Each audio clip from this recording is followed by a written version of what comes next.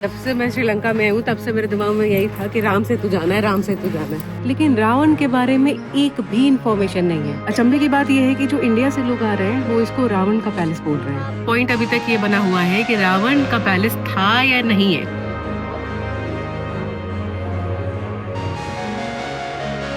तो राम सेतु देखने के लिए मुझे पहुंचना पड़ेगा मन्नार आइलैंड।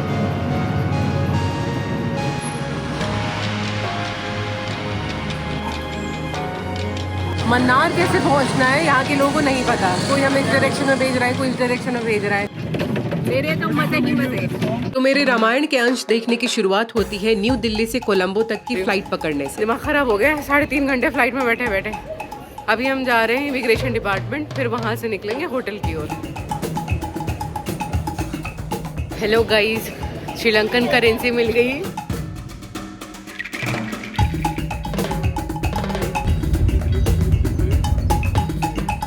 ये है लोटस टावर और देखो ये पिंक है ऊपर। यहाँ पे टेम्परेचर अभी 30 डिग्री सेल्सियस है। तो मैं अपने होटल में पहुँच गई हूँ।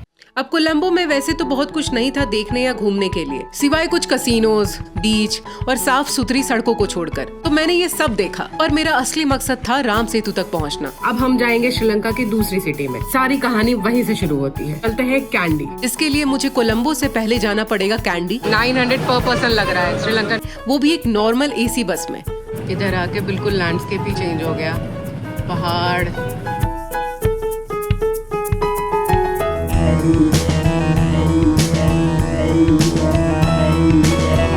पीपल, मैं कैंडी पहुंच चुकी हूँ। अभी मैं दिखाती हूँ कि कैंडी कैसा दिखता है। कैंडी में एक्चुअली पहाड़ हैं, बहुत सारे पेड़ हैं। यहाँ पे सेंचुरी है, यहाँ पे नेशनल पार्क है। मैं अभी कैंडी सिटी सेंटर में हूँ और मुझे देखने में पता चल रहा है कि भाई ये सिटी सफिशिएंटली डेवलप्ड है। यहाँ पे सब कुछ अवेलेबल है डिफरेंट ब्रांड्स के नाम से। ऑटो भी चलती है बजाज की। भाई यहाँ जो व्हीकल्स है ना वो मोस्टली इंडियन ब्रांड्स के हैं। मैं जब से श्रीलंका में आई हूँ कोशिश कर रही हूँ एक फेस क्रीम लेने की जो मेरे चेहरे पे सूट करता है, लेकिन अभी तक मुझे वो क्रीम मिली नहीं है कहीं भी। यहाँ पे बहुत सारे सुपरमार्केट्स हैं, ये मेरे पीछे ही है और इसी एरिया में और भी है। तो मैं अभी ट्राई करती हूँ कि मुझे सनस्क्रीन और फेस क्रीम मिल जाए यहाँ से, क्योंकि भाई यहाँ पे बिना सनस्क्रीन लगाए हुए तो धूप में नहीं निकल सकते। बहुत ज़्यादा धूप की इंटेंसिटी है। तो चलो अब चलते हैं सिगिरिया। Very nice gesture. अभी बस हमें खाली मिल गई है, AC बस है, लेकिन ये डायरेक्टली सिगिरिया तक नहीं जा रही है। हमें पहले दाम्बुला जाना पड़ेगा जो कि 2 घंटे की दूरी पर है और उसके बाद फिर सिगिरिया। हमारे ऑटो वाले जो भैया है ना, उन्होंने पूछ के हमें यहाँ पहुँचा दिया। अगर हम खुद से आते तो काफ़ी दिक्कत होती, क्योंकि धूप बहुत है, चलने में दिक्कत नहीं है इतनी। और मैं आपको बस का दिखाना चाहती हूँ यार कि ये बीच में सीट बना रखी है और हर सीट के हैंडल में है ये।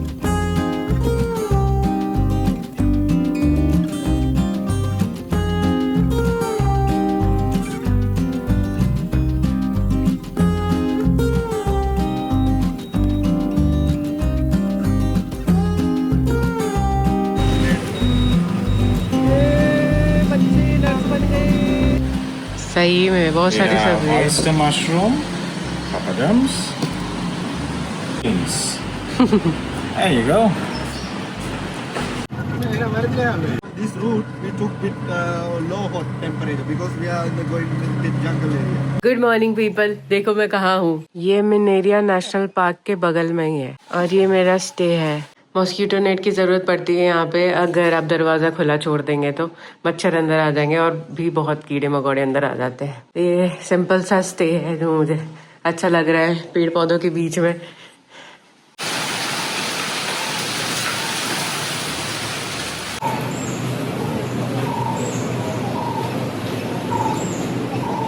दोस्तों, ये है मेरा ब्रेकफास्ट। रोटी, इडली, दाल वड़ा और वही केला जो रात में मुझे मिला था टेस्टी वाला। और अभी चाय आई। ये रोटी कोकोनट की है। क्या फर्क समझ में आ रहा है? नहीं।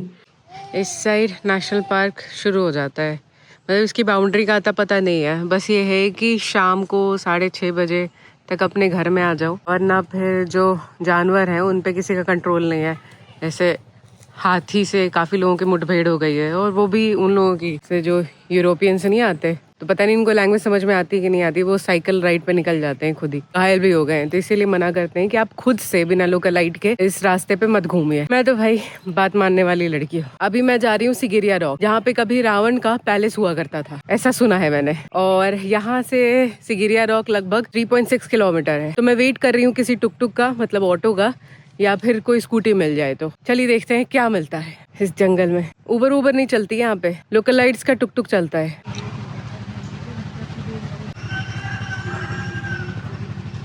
दोस्तों नॉर्मल नेटवर्क भी नहीं आ रहा और वाईफाई भी नहीं चल रहा है, कुछ भी काम करना मुश्किल हो जा रहा है। और एक तो पता नहीं झाड़ियों में से अलग अलग आवाजें आ रही हैं। कुछ नहीं है आसपास, कुछ भी नहीं है। मेरे को लग रहा आवाज रिफ्लेक्ट कर रही है मेरी। यार इधर मामला बहुत खराब है। मैं देख रही हूँ कि यहाँ पे लोग हर चीज के लिए ज्यादा चार्ज कर रहे हैं। अरे ज्यादा समझ में आता है काहे की अवेलेबिलिटी यहाँ पे कम है, लेकिन जो बात तय होती है उसके अकॉर्डिंग तो चलेंगे। जैसे टुक के बारे में बात हुई थी कि भाई 800 रुपए में चल लेंगे, अभी पता नहीं क्या हुआ, रात भर में आ गए और बोल रहे हैं 1000 रुपए में चलेंगे। और 3 किलोमीटर है बस, और प्लेन रोड है, ये भी नहीं कि हिली एरिया है। अवेलेबिलिटी है, अभी तो सब कुछ नॉर्मल चल रहा है, मतलब पेट्रोल भी सब ठीक है। अजीब सा बिहेव कर रहे हैं, मतलब बस चाहिए पैसा, चाहिए पैसा चाहिए, हर चीज में पैसा चाहिए। ये दे दो तो पैसा चाहिए, पानी पिला दो तो पैसे चाहिए। We cannot drive Let it inside. be. Yeah. Let it be. Okay. Okay. No, I. No. Okay. Finally बात बन गई है 1 से 800 में।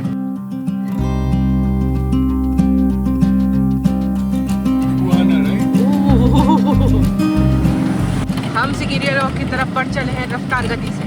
रास्ते में बहुत विचित्र प्राणी दिख रहे हैं।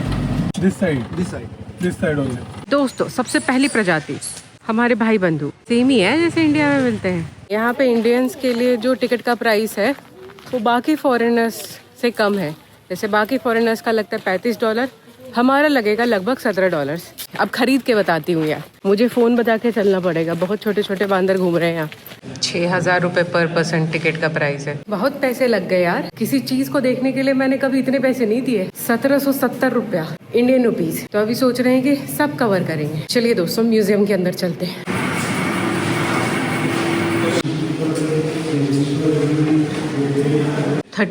BC की हड्डियां हैं, ये इंसान की है भाई। पैलेथिक बेरियल्स है। इस टाइम पीरियड का मतलब ये है कि इस वक्त डेवलपमेंट शुरू हो गई थी। लोग हंटिंग, फूड गैदरिंग से शिफ्ट होके आ गए थे भाई थोड़े से डेवलपमेंट फेज में, जहाँ पे लोग पॉटरी वॉटरी बना रहे थे और सोशलाइज कर रहे थे।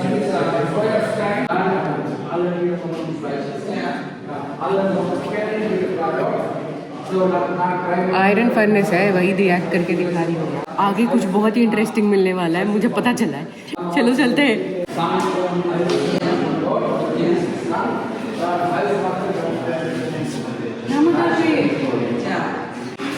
God stone with door. तो वाली इंग्लिश समझ में आ जाती है, फिर गाइड लेने का तो कोई फायदा होता नहीं। लेकिन मैं ये जानना चाहती हूँ कि इस रॉक को रावण की लंका से क्यों जोड़ा जाता है, उसके बारे में अभी तक मुझे इन्फॉर्मेशन नहीं मिली है। ये सब बहुत लेटेस्ट सेटलमेंट की बात कर रहे हैं। यहाँ पे किंग कश्यपा को माना जाता है कि वो रॉक उनका है और उस पर जो भी बना हुआ है, पैलेस बना हुआ है, वो उनका बना हुआ है। अगर आप कहीं जानकारी लेने की कोशिश करेंगे तो रावण का भी वही बोला जाता है, उसी रॉक में पैलेस था। Let's find it out.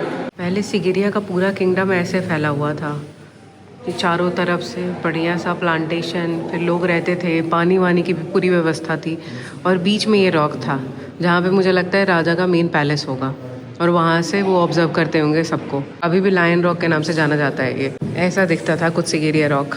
मुझे तो ये नहीं समझ में आ रहा है कि पानी कहाँ से आया है यहाँ पे। जो सामने है वो टेराकोटा के बारे में बता रहे हैं कि टिम्बर और ब्रिक को मिक्स करके कार्विंग करते थे लोग, और वो कुछ ऐसा होता था।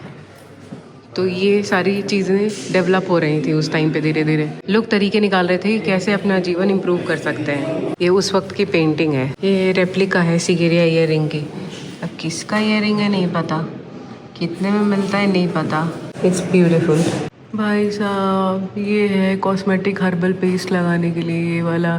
फिर ये बैंगल है, ऑर्नामेंट है, वो रिंग है, हेयर पिन है। ये था वो जमाना, वो घर, वो गलियाँ जिसमें लोग रहते थे। ये सब देखने से पता चल रहा है कि एग्रीकल्चर उस वक्त प्राइम पे था। ये भाई पीढ़ा है, ये है चक्की, आटा पीसने वाला, सॉरी गेहूं पीसने वाला। और इसमें कूट दो ज्यादा कोई बदमाशी करे तो। और इसमें तो चटनी बनती है। और ये घर, एक टिपिकल हाउस उस वक्त कैसा रहता था भाई। यहाँ खाना बनता था भाई, बहुत कोजी है। दोस्तों यहाँ पे सब कुछ दिख रहा है। किंग कश्यप कैसे आए, बुद्धिज्म कैसे इवॉल्व हुआ, यहाँ पे क्या क्या टूल्स यूज किए, सब कुछ है। लेकिन रावण के बारे में एक भी इंफॉर्मेशन नहीं है, कहीं कुछ नहीं लिखा हुआ है। हो सकता है ये रावण का किला हो ही ना, और लोग जो यहाँ पे बोल रहे हैं सच बोल रहे हैं कि यहाँ सिर्फ किंग कश्यप ने राज किया है और उसके पहले कोई आया ही नहीं था। सिगिरिया को 8th wonder of the world कहते हैं। यहाँ पे बहुत सारी चीजें हैं देखने के लिए, लेकिन सिर्फ देख ही पा रही हूँ, मैं समझ नहीं पा रही हूँ क्योंकि मेरे पास कोई गाइड नहीं है। क्यों? क्योंकि गाइड 7,000 रुपया मांग रहा था। तो अभी क्या है, मेरे पीछे एक गाइड है, कहाँ गया? तो उसकी आवाज मेरे तक पहुंच रही है, तो मैं यहीं पे खड़े होकर सुन रही हूँ उसको। अब ये किंग कश्यप का किंगडम था और इसमें हजारों की तादाद में स्लेव्स रहते थे जो उनको उठा के ले जाते थे इन सारी सीढ़ियों से ऊपर तक। अभी ऊपर हम गए नहीं है, पेड़ के पीछे छुपा हुआ है पत्थर। मजेदार बात यह है कि बहुत ऊंचे ऊंचे स्टेप्स नहीं बनाए जाते थे। ये जो 3 स्टेप है उसके बाद फ्लोरिंग है। जो राजा और रानी थे वो पालकी में बैठ के जाते थे। आगे 2 स्लेव रहेगा, पीछे 2 स्लेव रहेगा उनको कैरी करने के लिए। वो पूरा जो उतार चढ़ाव है वो इजी हो, स्मूथ हो, इसीलिए ऐसे सीढ़ियां बनाई गई थी।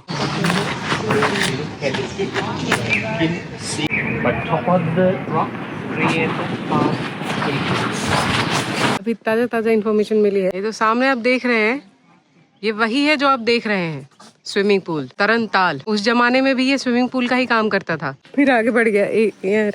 चलो चलो sir, excuse me sir, this is not the way. King Kashyap आ रहे हैं यहाँ पे, उठ जा जल्दी से। ही इज अराइविंग सून।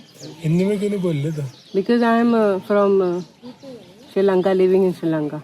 एक और तरनताल, उस साइड भी तरनताल। इन गार्डन है, इस गार्डन में फाउंटेन होगा। ये एक्चुअली किंगडम मशहूर था अपनी टेक्नोलॉजी के लिए। अभी हम जा रहे हैं एंशिएंट लैट्रिन देखने। चलिए, ये तो स्तूपा हो गया। दोस्तों लैट्रिन नहीं मिल पा रहा है, लगता है कोई चुरा के ले गया, वो लग रहा है कुछ, पर कंफर्म करने वाला कोई नहीं है यहाँ। इस केव में लोग रहते थे, काफी स्पेशियस है और हवादार केव है ये। यार सब कुछ है लैट्रिन का। Where is the latrine? कौन उठा के ले गया?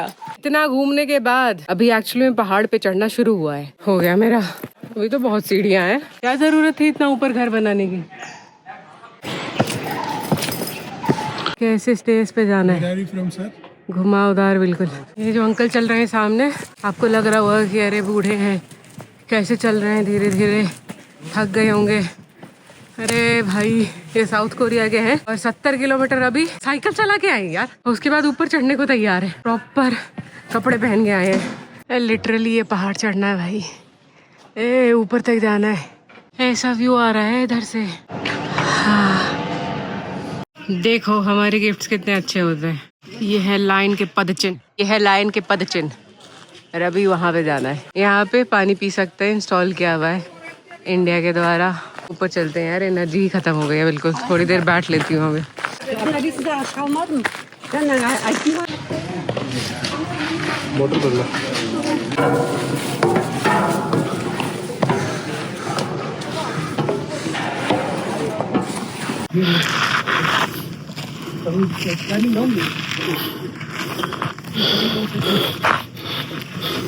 मैं टॉप पर पहुंच चुकी हूँ। मैं वही सोच रही थी कि राजा का क्या ऐसा दिमाग काम किया होगा कि वो इतना ऊपर आके अपना महल बना रहा था। और अचंभे की बात यह है कि जो इंडिया से लोग आ रहे हैं वो इसको रावण का पैलेस बोल रहे हैं, कोई कश्यप का पैलेस नहीं बोल रहा। तो they are 2 ideologies going on, लेकिन किसी को कहानी नहीं पता है इसके पीछे।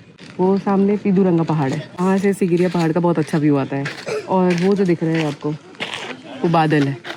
और ये फ्लैट सरफेस मुझे नहीं पता क्या है, मुझे लगता है यहाँ पे एक्सकवेशन पूरे तरीके से नहीं किया गया है, लेकिन यही होगा वो प्लेस जहाँ पे राजा बैठते होंगे। और ये है उनका वाटर टैंक। पानी कहाँ से आता होगा? तो बारिश का पानी कलेक्ट करता है, न्यू नॉलेज। और मुझे लगता है इसको भी पूरी तरीके से एक्सकवेट नहीं किया गया है। सारी चीज़ें बहुत पुरानी है, हजार साल पुरानी है, तो मैं एक्सपेक्ट कर सकती हूँ कि ये तो होगा। इस पर चढ़ना मना है।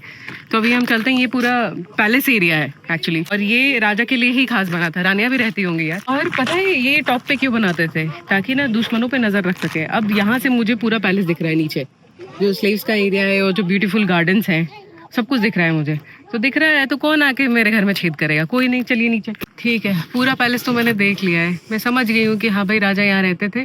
गार्डन था यहाँ पे, नीचे पानी स्टोर करने की 2-4 जगहें हैं और फिर उनके भ्रमण के लिए भी चीजें हैं और ऑब्जर्व कर सकते थे वो पूरा एनवायरनमेंट अपना पूरा पैलेस ऑब्जर्व कर सकते हैं जो नीचे बना रखा है। पॉइंट अभी तक ये बना हुआ है कि रावण का पैलेस था या नहीं है।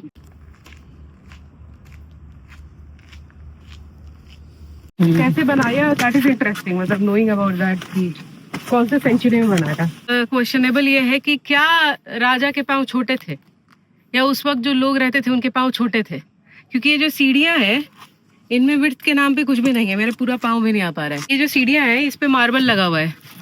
मार्बल क्यों लगा हुआ है बताओ? 1 2 3 4 टाइम खत्म। तो वक्त बल्ब का इन्वेंशन नहीं हुआ था तो लाइट नहीं होती थी, न स्ट्रीट लाइट्स न रोड लाइट्स। तो जो मार्बल था ना वो रिफ्लेक्ट करता था लाइट, तो जिसकी वजह से चलने में आसानी होती थी। चांदनी रात राजा अपनी अप्सरा के साथ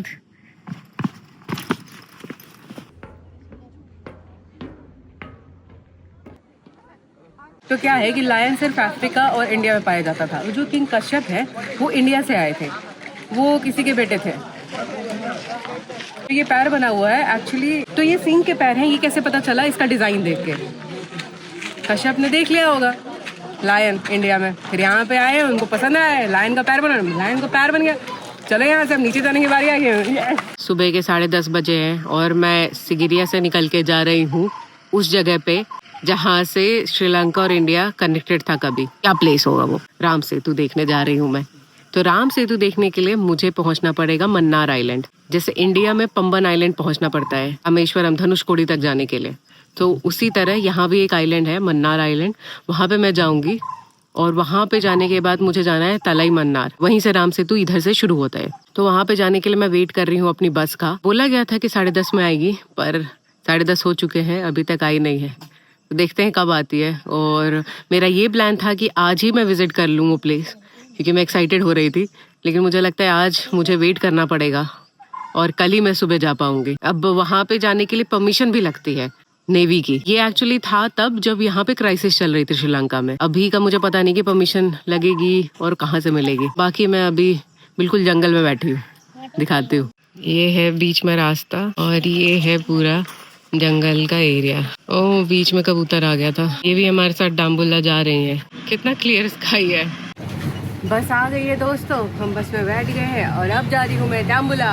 बस खाली है अभी। ये लगेगा नहीं कि इस फॉरेस्ट में इतने सारे घर भी हो सकते हैं, पर पता है इनकी अपनी ज़मीन है ये, और सबने होम स्टे या फिर अर्निंग का डिफरेंट सोर्स निकाल लिया है। और यहाँ पे लोगों की खेती भी है अपनी, तो कुछ भी अगर खाना पीना होता है ना तो ये होम ग्रोन खाते हैं।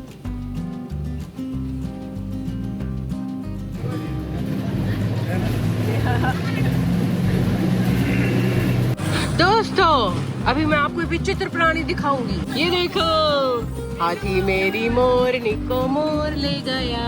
दोस्तों मैं डाम्बुला तो पहुंच गई हूँ, पर यहाँ पर परेशानी की बात यह है कि मन्नार कैसे पहुँचना है यहाँ के लोगों को नहीं पता। कोई हमें इस डायरेक्शन में भेज रहा है, कोई इस डायरेक्शन में भेज रहा है, कोई बस के पास ले जाके छोड़ दे रहा है। तो एक तो लैंग्वेज प्रॉब्लम है, और दूसरी बात ये है कि लोगों को एक्चुअली पता नहीं है कि मन्नार यहाँ से डायरेक्ट बस जाती है कि नहीं जाती है। तो उसी का पता कर रहे हैं यार।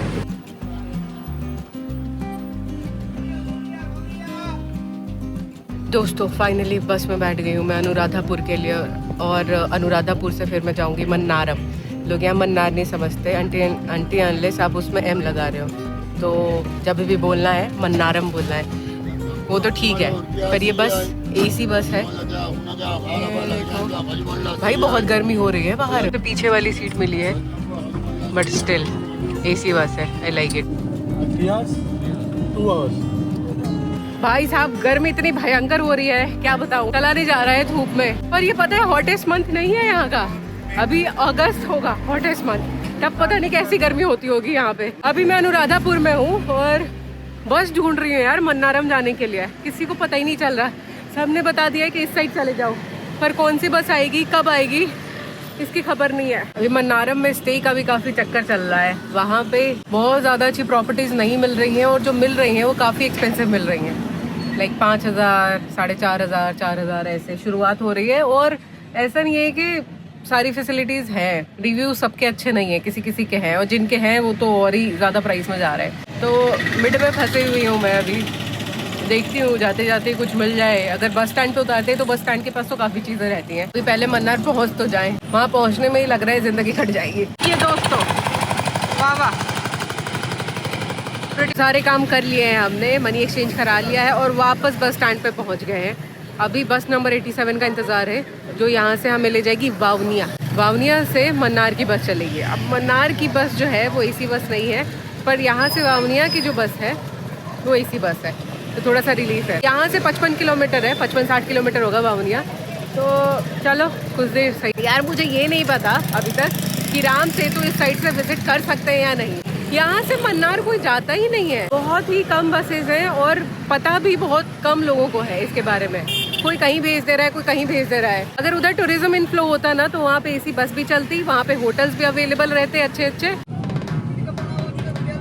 फाइनली बस आ चुकी है वावनिया। वावनिया से अब मन्नार की बस मिल जाए यार, बस आज ही। Hope for the best. दोस्तों बस में ही दूसरे बस की बुकिंग चल रही है। अरे पहुंच चुकी हूँ मैं वावनिया। भाई ने बहुत हेल्प करी। अभी हमारे साथ ही मन्नार जाएंगे और अभी 5 बज रहे हैं, तो इसीलिए इतनी गर्मी नहीं लग रही। थैंक गॉड बस पकड़ में आ जाएगी अभी मन्नार की। यूहू! इंडिया के नजदीक जा रहे हैं हम इधर से। खिड़की वाली सीट मिलेगी दोस्तों। बस पूरी खाली जा रही है यार, कोई बैठा ही नहीं है। अभी भी भरे जा रहे हैं। इसके साथ क्या हो गया देखो, रैंडम लोगों ने आके इस पे बैग रख दिया। these are cute creatures। मेरे तो मजे ही मजे। मैं पहुंच गई हूँ मन्नार और ये थी मेरी बस। भाई हिंदी सॉन्ग बजा बजा के गर्दा उड़ा दिए ये लोग। 1 2 3 4 मुझे अपना स्टे ढूंढना पड़ेगा। मैं समुद्र के बीचों बीच आई हूँ। इस भैया ने बहुत हेल्प करी है हमारी, पूरा रास्ता बताया हमारे साथ आ गए मन्नार तक। और ये अपने अंकल से, मतलब अपने पापा से हमें मिला रहे हैं। दोस्तों वेलकम टू मन्नार, श्रीलंका का लास्ट पॉइंट जो कभी इंडिया से कनेक्टेड था।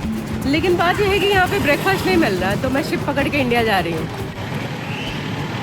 मजाक कर रही थी। चलिए, नई खबर से पता चला है कि ब्रेकफास्ट इस साइड नहीं मिलेगा। इस साइड मिल रहा है समोसा, पैटीज, बड़ी बड़ी मिठाइयाँ, जिससे मेरा मन ललच रहा है। पर ये सब सुबह सुबह खाना ठीक नहीं है जब मैं जूस में इतनी बड़ी जर्नी करूँगी।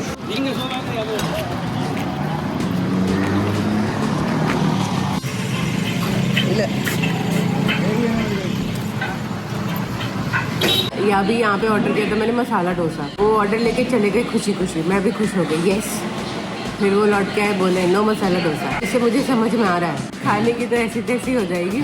First thing. सेकेंड थिंग, यहाँ पे बहुत धूप है। सुबह के 10 बजे और ऐसा लग रहा है कि भाई दोपहर के 12 बजे हैं। फिर दोपहर के 12 बजे क्या होगा मुझे नहीं पता। मुझे ऐसा लग रहा है कि कहीं से कोई ऑटो मिल जाए जो डायरेक्टली तलाई मन्नार पहुँचा दे जहाँ तक जाना है, फिर वहाँ से वापस भी ले आए ऑटो में बिठा के। देखते हैं ऐसा हो पाता है कि नहीं। नॉमिनल प्राइस में जब 1 किलोमीटर के 300 रुपये चार्ज हो रहे हैं यहाँ पे, तो फिर भी 20-30 किलोमीटर है यहाँ से। उड़ जा काले कावा उड़ उड़ उड़। अभी मैंने एक ऑटो वाले से पूछा कि भाई 20-30 किलोमीटर है, आप ले जाके हमें वापस छोड़ दोगे क्या? तो उन्होंने दाम बताया 8,000 श्रीलंकन रुपीस, 2500 के लगभग होगा वो इंडियन रुपीस। और यही चीज़ जब मैंने अपने साइड की थी धनुषकोडी जाने के लिए, तो मेरे लगे थे 250 रुपीज़। और ऑटो वाला ले गया था, घुमाया फिराया था उसने, आसपास विभीषण मंदिर भी दिखाया था और धनुषकोडी पॉइंट तक भी गया था, और उसके बाद वापस ड्रॉप भी किया था इन 250 रुपीज़ ओनली। यहाँ पे 10-20 गुना ज़्यादा है प्राइस। अभी बस आने में टाइम है, आधे घंटे में बस आएगी। और एक तो यहाँ के लोग हमें अपना ही समझ रहे हैं, वो तमिल में ही हमसे पूछ रहे हैं। वो हमसे बस का पता पूछ रहे हैं, हम उनसे बस का पता पूछ रहे हैं। हम इंग्लिश में पूछ रहे हैं, वो तमिल में पूछ रहे हैं।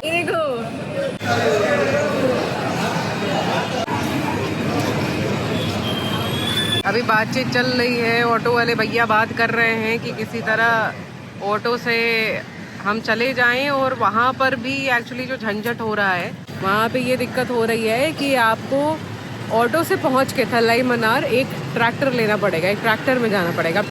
7,000 अभी इन्होंने बोला, लेकिन जब फ़ोन पे बात किया तो फिर बोलते हैं 10,000 देना पड़ेगा। मे बी अगर पर पर्सन हुआ तो भाई साहब 1200 रुपए में मान गए हैं भाई साहब। ले जाएंगे, ले आएंगे, दुल्हवाले दुल्हनिया खुश हो जाएंगे। तो लेकिन अभी तक ये नहीं पता चला है कि राम सेतु हम कैसे पहुंचेंगे, क्योंकि मैं जहाँ अभी जा रही हूँ वो थलाई मन्नार एक टाउन है, उससे कनेक्टेड है राम सेतु, नियरेस्ट पॉइंट है राम सेतु का। ये पूरा एरिया वैसा ही लग रहा है जैसे धनुषकोडी जाते वक्त लगता है।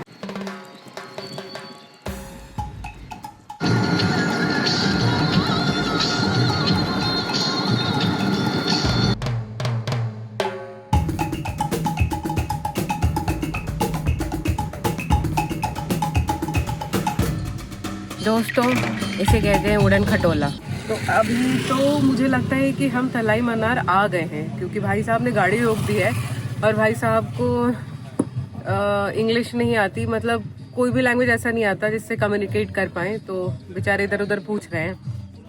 अभी मुझे लग रहा है ना कि ज़्यादा प्राइस इसलिए भी चार्ज कर रहे थे क्योंकि यहाँ पे टूरिस्ट इनफ्लो इतना नहीं दिख रहा मुझे।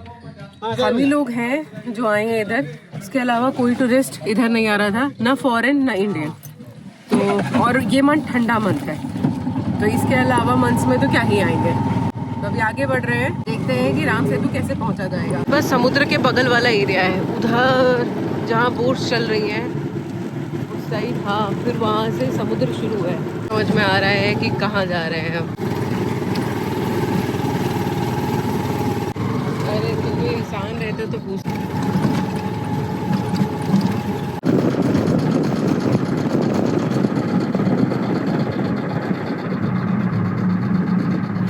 मैं फाइनली पहुंच गई हूँ राम सेतु के पास। बिल्कुल मैंने 15 दिन वेट किया राम सेतु पहुंचने का।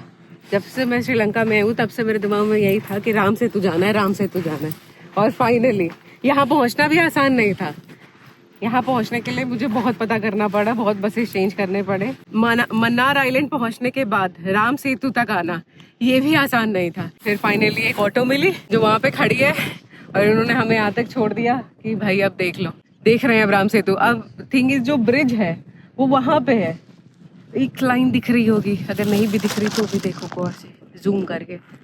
और वहाँ पे ट्रैक्टर से जाना, और अभी ट्रैक्टर से जाने का दाम है 10,000 श्रीलंकन रुपीस, मतलब 3,000 इंडियन रुपीस। तो मैं दूसरी छोर पे पहुंच चुकी हूँ और मेरा वहाँ जाना भी पॉसिबल नहीं होगा, तो मैं इसी छोर से दिखाऊंगी कि हाँ भाई राम सेतु कैसा दिखता है। बहुत धूप है यार, मुझे अपना कैमरा भी नहीं दिख रहा, मेरी आंखें बंद हो रही हैं। राम सेतु की कहानी ये है कि जब रावण सीता जी को किडनैप करके यहाँ पर लाए थे, तो राम जी को उपाय ढूंढना था सीता जी को बचाने का, तो उनको लंका भी पहुंचना था। तो लंका तक पहुंचने के लिए उन्होंने यहाँ पे एक ब्रिज बनाना शुरू किया। वो ब्रिज बनाने में मदद की वानर सेना ने। तो उन्होंने क्या किया कि पत्थरों पे राम नाम लिख के उसको फेंकना शुरू किया समुद्र में, और धीरे धीरे ऐसे ही करते करते बहुत देर के बाद एक ब्रिज बिल्ड हो गया। तो उसी ब्रिज को क्रॉस करके राम जी लंका में आए और फिर सीता जी को लड़ाई करके बचा के वापस ले गए। तो ये है कहानी राम सेतु की। राम सेतु इसीलिए कल्चरली बहुत इंपॉर्टेंट है। ये जगह पूरी वीरान पड़ी हुई है, लोकल लोगों के अलावा और कोई नहीं दिख रहा। इंडिया में है, वहाँ पे लोगों की भीड़ लगी रहती है, चाहे कोई भी सीजन हो, भीड़ एकदम बढ़िया। यहाँ पे तो मछलियाँ भी मर चुकी है भाई, आदमी का तो क्या ही होगा। मुझे पता नहीं है कि आगे जाने की परमिशन है कि नहीं है, पर मैं चली जा रही हूँ राम सेतु की ओर, क्योंकि मुझे एक रास्ता दिख रहा है, शायद कनेक्ट होता हो वो मेन ब्रिज से। किसी ने बोला भी नहीं कि आप पैदल चले जाओ, रास्ता है। अगर रास्ता नहीं होता तो ट्रैक्टर्स कैसे जाएंगे यार। ये देखो शंख, मुझे लगता है आगे से डिस्कनेक्टेड है। अरे भाई आगे दलदल वाला एरिया है बिल्कुल। मुझे लगता है पानी का लेवल अभी कम है, इसीलिए लग रहा है कि प्लेन एरिया है। अगर होता तो इधर से जाते नहीं हम। बीच में डिस्कनेक्टेड है। ये वाला पूरा एरिया दलदल वाला एरिया हो सकता है बिल्कुल, क्योंकि यहाँ पे पानी भी है, कीचड़ भी है। ये समझ में नहीं आएगा, अंदर चले जाएंगे। ये वाला एरिया मैंने सोचा था कि ये कनेक्टेड होगा उससे। सामने जो जा रहा है रास्ता वही राम सेतु की ओर जा रहा है, लेकिन वो इतनी नजदीक भी नहीं है, होगा कम से कम 2-3 किलोमीटर। तो जाना थोड़ा सा खतरनाक हो जाएगा। वो जो सामने स्ट्रेच दिख रहा है वही है राम सेतु। तो मतलब अभी हम 20 से 22 किलोमीटर दूर होंगे इंडिया से। देख लिया मैंने राम सेतु, हो गई मेरी मनोकामना पूरी। अब मैं जा रही हूँ वापस। मेरा वो ऑटो वाला कहीं दूर दूर तक दिखाई नहीं दे रहा। तो चलते हैं वापस मन्नार की ओर। जय हिंद, जय भारत।